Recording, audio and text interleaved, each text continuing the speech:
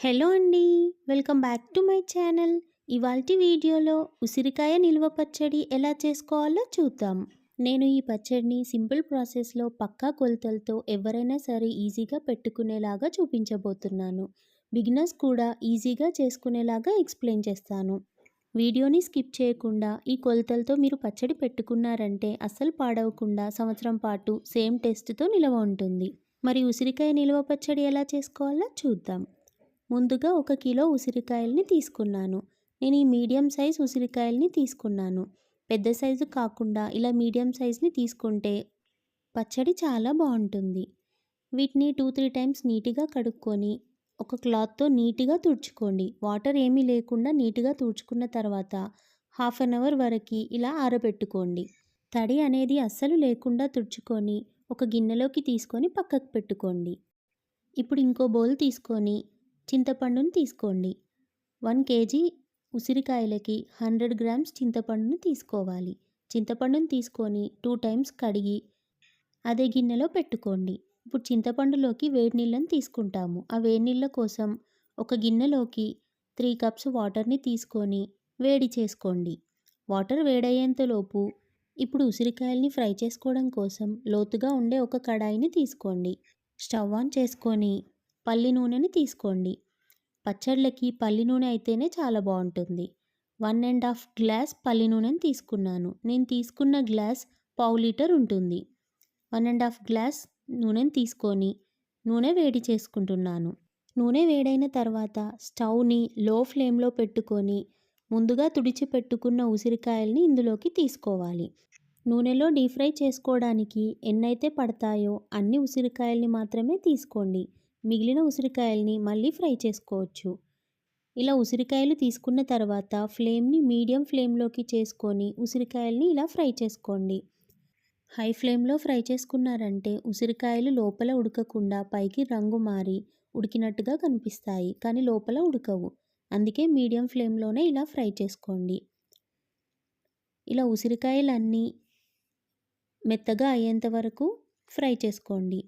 ఉసిరికాయని తీసుకొని స్పూన్తో కట్ చేశారంటే అది మెత్తగా అయ్యి ముక్కలుగా అయ్యిందంటే అప్పుడు ఉసిరికాయలు ఫ్రై అయినట్టే.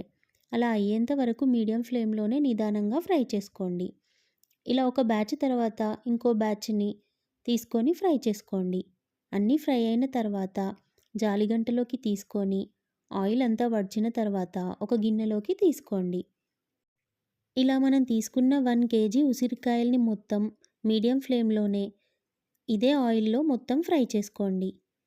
బ్యాచ్ల వైజ్గా తీసుకొని మొత్తం ఫ్రై చేసుకోండి. ఇలా అన్నీ ఫ్రై అయిన తర్వాత ఒక గిన్నెలోకి తీసుకొని పూర్తిగా చల్లారనివ్వండి. పూర్తిగా చల్లారిన తర్వాతనే నెక్స్ట్ ప్రాసెస్ చేసుకోవాలి. ఇలా చల్లారేంతలోపు ఇంకో కడాయిని పెట్టుకొని స్టవ్ ఆన్ చేసుకొని 1 టేబుల్ స్పూన్ మెంతులు వేసుకోవాలి. మెంతులని లో ఫ్లేమ్లో 1 మినిట్ వరకు ఫ్రై చేసుకోండి. మరీ ఎక్కువసేపు ఫ్రై చేసుకోకండి, మాడిపోతాయి. ఇలా 1 మినిట్ వరకు ఫ్రై చేసుకొని ఫ్రై అయిన తర్వాత 1 టేబుల్ స్పూన్ జీలకర్రని కూడా వేసుకొని లో ఫ్లేమ్లోనే ఇంకో 1 మినిట్ వరకు ఫ్రై చేసుకోండి. ఇలా రెండు లో ఫ్లేమ్లోనే ఫ్రై చేసుకోండి. స్టవ్ ఆఫ్ చేసుకొని చల్లారిన తర్వాత మిక్సీ జార్లోకి తీసుకొని పౌడర్ లాగా గ్రైండ్ చేసుకోండి. 4 టేబుల్ స్పూన్ ఆవాలని తీసుకుంటున్నాము. ఆవాలని మనం వేయించుకోము, ఇలా పచ్చివే మిక్సీ జార్లోకి తీసుకొని పౌడర్ లాగా గ్రైండ్ చేసుకుంటాము. ఇలా 2 గ్రైండ్ చేసుకొని పెట్టుకోవాలి. ఇవి కావాలంటే జల్లెడ పట్టుకోండి, ఇలా వేసుకున్నా పర్లేదు. ఇప్పుడు చింతపండులోకి మనం వాటర్ని వేడి చేసుకున్నాం కదా, ఆ వాటర్ని కొన్ని తీసుకోండి. మరీ ఎక్కువగా తీసుకోకండి. చింతపండుకి ఎన్నైతే అవసరమో చింతపండు అందులో మునిగేంతలాగా తీసుకొని కొంచెం చల్లారేంత వరకు నానబెట్టుకోండి. ఇలా చల్లారిన తర్వాత మొత్తం ఇలా మిక్స్ చేయండి. అప్పుడు చింతపండులో ఉన్న గుజ్జంతా బయటికి వస్తుంది. మొత్తం మిక్స్ చేసిన తర్వాత ఇప్పుడు ఒక పెద్ద కడాయి తీసుకొని అందులోకి వడగట్టుకోండి. చింతపండులో ఉండే గుజ్జంతా బయటికి వస్తుంది. మిగిలిన చింతపండులో ఇంకొన్ని వేడి నీళ్ళని తీసుకొని ఇలానే వడగట్టుకోండి. ఇలా మొత్తం వడగట్టిన తర్వాత స్టవ్ ఆన్ చేసుకొని మీడియం ఫ్లేమ్లో ఇలా స్పూన్తో మిక్స్ చేస్తూ ఉండండి. చింతపండు గుజ్జు మొత్తం దగ్గరికి అయ్యేంతలాగా ఇలా స్పూన్తో మిక్స్ చేస్తూ ఉండండి. ఈ చింతపండు గుజ్జు మొత్తం చిక్కగా అవ్వాలి. అలా చిక్కగా దగ్గరగా అయిన తర్వాత స్టవ్ ఆఫ్ చేసుకొని పూర్తిగా చల్లారనివ్వాలి. ఈ చల్లారేంతలోపు మనం కావాల్సినవి రెడీ చేసుకుందాం. 1 కేజీ ఉసిరికాయలకి 100 గ్రామ్స్ సాల్ట్, 100 గ్రామ్స్ కారంని తీసుకుంటాము. ఇంకా 4 ఎల్లిగడ్డల్ని పొట్టు తీసి వాటిని ఇలా దంచుకోవాలి. గ్రైండ్ చేయకండి, ఇలానే దంచుకోండి. దంచుకున్న దాన్ని ఒక బౌల్లోకి తీసుకొని పెట్టుకోండి. ఆయిల్లో ఫ్రై చేసిన ఉసిరికాయలు మొత్తం చల్లారిన తర్వాత ఇలా చేత్తో ప్రెస్ చేసి చూసామంటే అవే ముక్కలుగా అవుతాయి. ఇలా అయిన తర్వాత ఇప్పుడు ముందుగా మనం ఉసిరికాయల్ని ఫ్రై చేసుకున్న నూనె ఉంది కదా, ఆ మిగిలిన నూనెని వేడి చేసుకొని స్టవ్ ఆఫ్ చేసుకోండి. అదే నూనెలో 1 టేబుల్ స్పూన్ జీలకర్రని, 1 టేబుల్ స్పూన్ ఆవాలని వేసుకోండి. స్టవ్ ఆఫ్ చేసిన తర్వాతనే ఇవన్నీ వేసుకోండి. స్టవ్ ఆన్ చేసుకుంటే ఇవన్నీ మాడిపోతాయి. జీలకర్ర ఆవాలు వేసుకున్న తర్వాత 7-8 ఎండుమిర్చిని వేసుకోండి.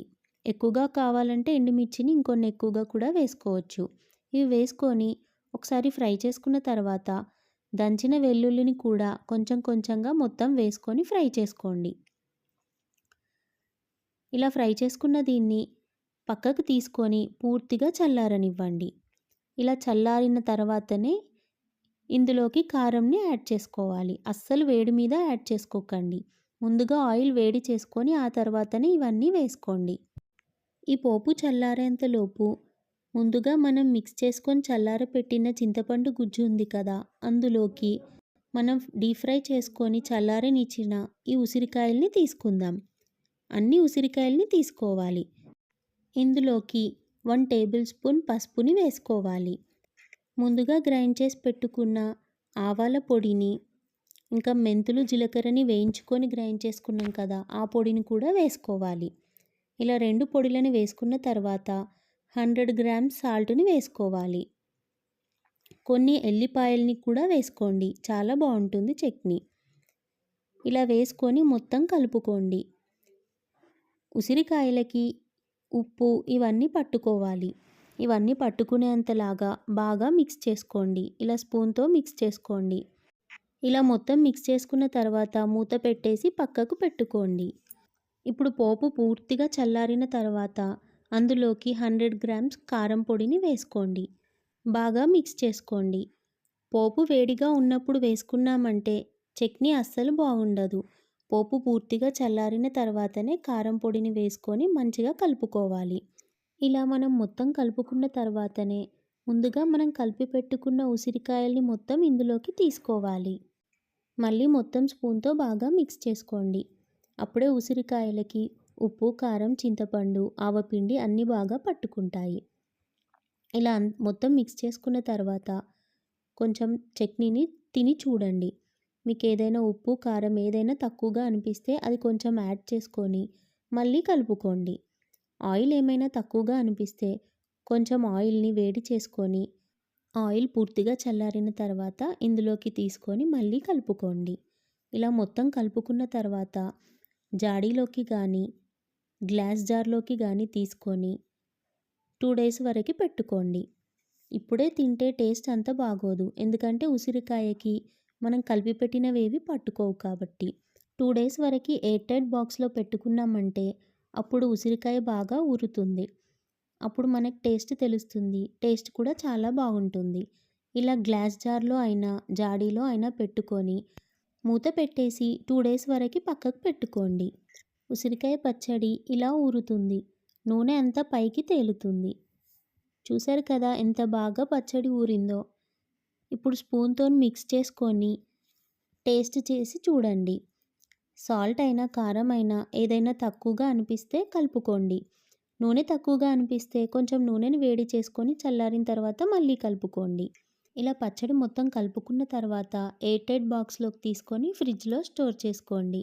గ్లాస్ జార్లోకైనా జాడీలోకైనా తీసుకొని ఫ్రిడ్జ్లో స్టోర్ చేసుకుంటే కలర్ అస్సలు మారిపోకుండా సంవత్సరం పాటు ఇలానే సేమ్ టేస్ట్తో ఉంటుంది. మీరు బయట పెట్టుకుంటే కలర్ మారిపోతుంది. అందుకే కొంచెం మీకు ఎంతైతే అవసరమో అంత బయట పెట్టుకొని మిగతాదంతా ఫ్రిడ్జ్‌లో స్టోర్ చేసుకోండి. చూసారు కదండీ! పక్కా కొలతలతో సంవత్సరం పాటు నిల్వ ఉండే ఉసిరికాయ నిల్వ పచ్చడి. మీకు నచ్చినట్టయితే నా వీడియోకి లైక్ చేయండి, షేర్ చేయండి అండ్ సబ్స్క్రైబ్ చేయండి. పక్కనే ఉన్న బెల్ ఐకాన్‌ని క్లిక్ చేయండి. Thank you for watching.